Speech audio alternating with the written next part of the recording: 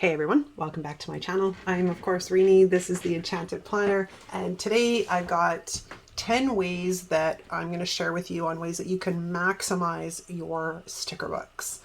Number one, I don't really recommend, like from a personal preference, I don't recommend pulling your sticker books completely apart. But what does really work well is pulling out specific elements, like in this case, all the alphabets, and putting them into one book, all the bullet points, putting them into one book, all the quotes, putting them into one book. Because that way, if you're looking for a quote, all you have to do is grab the quote book. You don't have to go through a bajillion sticker books trying to find a quote. The one thing I will state though is when you pull out the sticker sheets, make sure you write on the back what sticker book it came from. That way, if you're looking for more of that color or vibe, you'll find it easy enough. All right, number two, organizing them into categories. I'm going to insert a picture here and explain. I split up my sticker books not only into alphabetical order, but I separate them into categories. I did this a couple of years ago, and I've never looked back because it made sense in my brain for them to be organized this way. So I have categories for florals, seasonals, Disney, neutrals like celestial and mystical, fitness and food, functional, wrong, brights. I think that's all of them. And then in each category, they're alphabetized in the right order, right? The great thing about organizing this way is that when you're after a specific color, you can usually find it in other sticker books in that category. And that I think is why it works so well for me. Number three is write in your sticker books. Where is it? Voila. Write in your sticker books what other sticker books match or go well with it. So like in this case, Bold and Blush, we have Tigger, Modern Meow, Minimalist, and then the Crafty Planner from Live Love Posh. Their pairs really, really well with this sticker book. It's a bit time consuming, but if you do it little bits at a time, it works. I try and get up a video every once in a while of what pairs with what. It's actually overdue. I need to do one again, but I have to sit down and actually pull all those sticker books and sort of color coordinate a bit so I can figure it out. But by doing that, if you're after another, like in this case, peach, because you don't have something in this book, you can go to Modern Meow and you might be able to find what you're looking for. Now, this is a bit of a follow-up. Number four is a bit of a follow-up to the first point, but it's not something I do. But I know that Di, for example, actually both her and I don't know what Happy Planner thinks sometimes, because you'll be flipping through a sticker book and you start out in the beginning and you've got box quotes and you go box quotes, and then you've got some boxes, and then suddenly you've got quotes, and then you flip a few more pages and suddenly bam, you've got more box quotes. I'm like, can we not put like things with like things?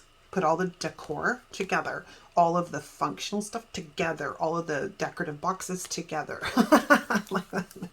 So I know Di rips her sticker books apart quite a bit and will reorganize them.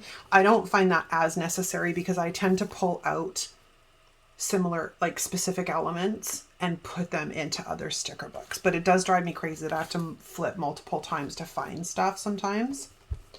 Number five is using the bleed for boxes, using the bleed in general, but in this case, we're going to talk about for boxes.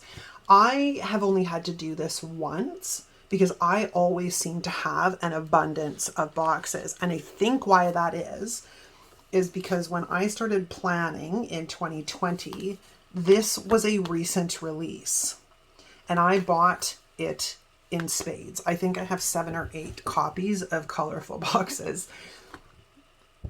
And when Mojo launched her product line, I was continually buying her boxes. And now that I have a Cricut, I make my own boxes.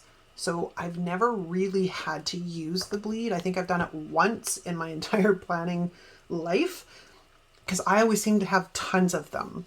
But I do know that it is a way to maximize your bang for your buck.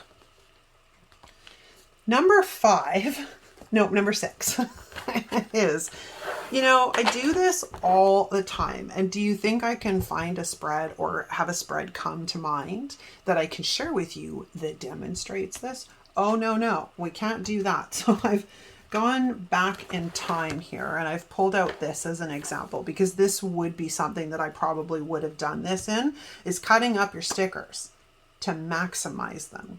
Florals in particular work really, really well for this, but you can cut up bullets, you can cut up checkmark or checklists, you can cut up anything you can even cut up boxes if you want to. But more importantly, keep the scraps. Like even the tiniest little thing that you don't think is really worth keeping, save it. Because where it comes in really handy is if you are creating, say, a border or a corner and there's like, it just needs a little something to fill in, those little itty bitty tiny scraps work wonderfully. All right, number 7 is when you have used a sticker book, turn it around backwards when you put it away. So like that. Because it'll tell you at very quick glance whether you have used sticker books or not. So I find it really useful to just turn them around, because I do like to try and make my way through more than just all the new stuff that is constantly coming out. And when I'm looking at older stuff, I have so many sticker books, it's hard to tell what's been used and what hasn't been used and when it was used last. So turning them around backwards like this has been very useful. Number 8. I don't have, I swore I had a reference for this, but I can't find it. So I've used my own stickers, but it's the same concept, is using the same sticker book for multiple spreads. This is a great way to not only use up sticker books, but also coordinate your week or your month. Bujo does this quite a bit, and the look is so cohesive. Like in this example, I got my daisies and I used these for my health overview for May, and then my May monthly. And then I used it for my social media monthly. And then I got one more kick at the can because I used it for my journal spread for this week. So it's an excellent way to use stuff up and really get the most use out of those sticker books. I just don't know where my Happy Planner reference is. It was a challenge we did way back in 2020 and I can't find the spreads. Okay, number 9 is labeling old sticker books. Now this isn't as much of an issue now because Happy Planner puts the title on the top of all the sticker books. But if you're looking at sticker books that are pre-2020, they don't have that on the top of them. So I'm not complicated, not fancy. I just grab my white gel pen and write on the top of it what the sticker book is. You can get fancy and use labels by a label maker or a printer. This is just easy. So I recommend doing this because it saves time. And I'm very much about maximizing efficiency. And my final point is making sure you're using the stickersearch.com, because this site is an invaluable, priceless, free resource when you're on the hunt for stickers. I will leave a link in the description for them. If you have never heard of this site, it is a passion project that was undertaken by one of the members of this community a couple of years ago.